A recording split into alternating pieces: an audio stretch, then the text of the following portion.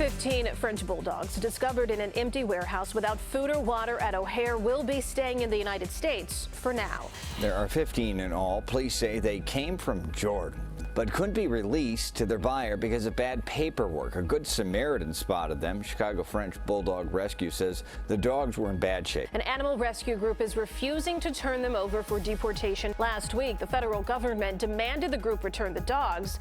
Today, we learned Senator Tammy Duckworth stepped in, and the dogs will stay until a court hearing later this week.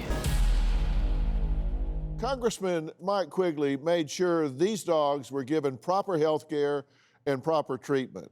Please welcome Congressman Mike Quigley, who is joining us from Chicago. Congressman, welcome. It is great to be here. Thanks, Austin.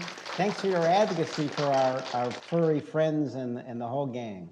My son Jordan's had a French Bulldog, and he is a real strong animal advocate. He and I got involved. Where are things now? On the Friday before our puppy friends were going to be shipped back to Jordan, I got an urgent call from our friends at Paws, a shelter here in Chicago, letting me know what the situation was and what needed to happen. The good news is right now the dogs are under quality care. They're being loved. They're in quarantine. We learned that about 50,000 people signed a petition to help those French bulldogs.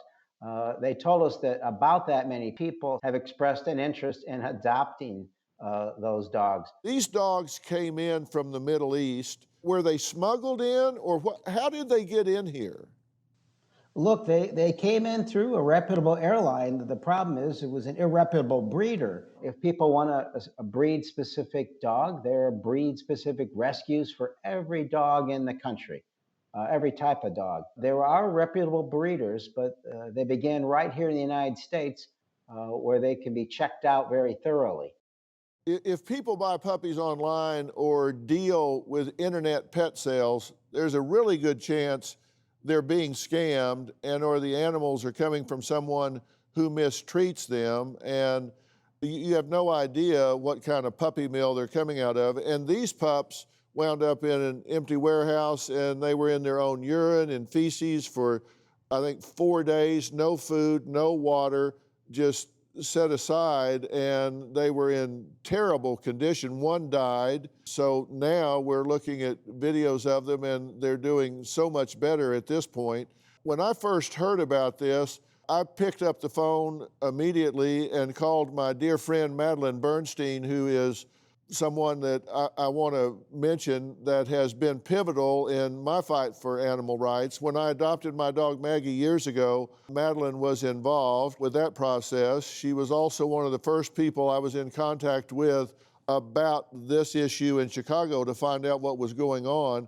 And she is the president of the Society for the Prevention of Cruelty to Animals here in Los Angeles. She's a frequent speaker and commentator on issues relating to animal welfare, ethics, and law enforcement.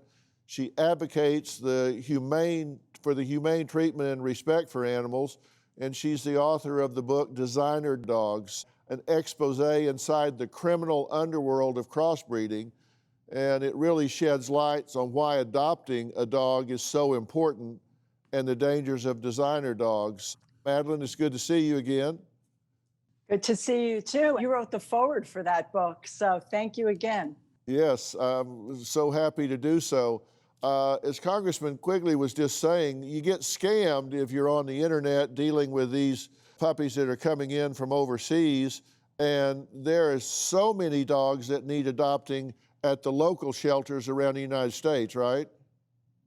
Well, of course, and the scams just increased with the COVID situation because people figured that since adoptions were up and foster care was up, that now's a really good time to dump poorly treated dogs on people not only in America, but other parts of the world. This is unfortunately a very typical thing. The paperwork is usually forged, and the holdup is never the welfare of the dogs. The holdup is always who's paying for these dogs. Is it the broker or potential buyers?